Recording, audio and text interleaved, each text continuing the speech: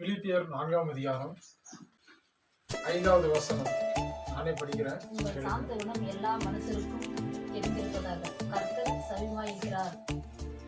நீங்கள் ஒன்றுக்கும் கவலைப்படாமல் எல்லாவற்றையும் குறித்து உங்கள் விண்ணப்பங்களை ஸ்தோத்திரத்தோடு கூடிய ஜபத்தினாலும் வேண்டுதலினாலும் தேவனுக்கு தெரியப்படுத்துங்கள்.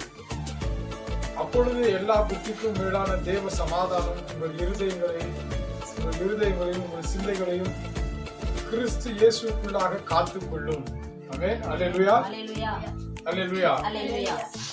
நீங்கள் ஒன்றுக்கும் கவலைப்படாமல் எல்லாவற்றையும் குறித்து உங்கள் விண்ணப்பங்களை ஸ்தோத்திரத்தோடு கூடிய ஜபத்தினாலும் வேண்டுதலினாலும் தேவனுக்கு தெரியப்படுத்துங்கள்.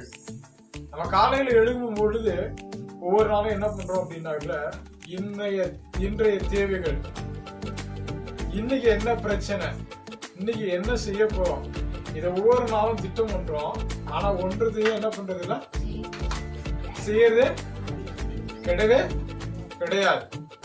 ஏன் அப்படின்னு பார்க்கும் பொழுது, நாம எதை செய்யணும்னு யோசிக்கிறோமோ அதுக்குரிய திட்டமிடுதல் முதல்ல நம்ம கிட்டயே கிடையாது.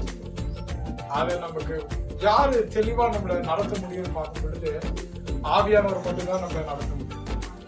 நாம ஒரு விஷயத்த செய்யணும் அப்படின்னு சொல்லிட்டு அவரிடத்துல காலையில எழுந்து நாம ஜெபிச்சு வேதத்தை வாசிச்சு அந்த காரியங்களை முழுமையா ஒப்பு கொடுத்து அதை ஒப்பு கொடுத்து அதுக்கப்புறம் அந்த தேவ சமாதானம் நமக்குள்ள வரணும். ஒப்பு கொடுத்தாதான் தேவ சமாதானம் வருது ஒழிய எடுத்ததுமே தேவ சமாதானம் யாருக்குமே வர்றது. அதனாலதான் ஒவ்வொரு நாளும் என்ன பண்ணுதுன்னா அப்படியே கடந்து போயிட்டே இருக்கும். இன்னைக்கு செய்யலான் இருப்போம், நாளைக்கு செய்யலான் இருப்போம், நாளைக்கு மறுநாள் செய்யலான் இருப்போம். ஒவ்வொரு நாளும் என்ன பண்ணோம், கடந்து போயிட்டே இருக்கும். ஆனா என்னைக்கு நம்ம எண்ணெயில இருந்து காலையில எழுந்து தேவ சமாதானம் நம்மளை ஆட்கொள்ளும்படி நாம் அவர் சமூகத்துல உட்கார்ந்து வேதத்தை வாசித்து ஜெபிக்கிறோமோ அன்னைக்குதான் என்ன பண்ணுது, தேவ சமாதானம் நம்ம தொட ஆரம்பிக்குது. என்னது, உடனே தொடறதில்ல.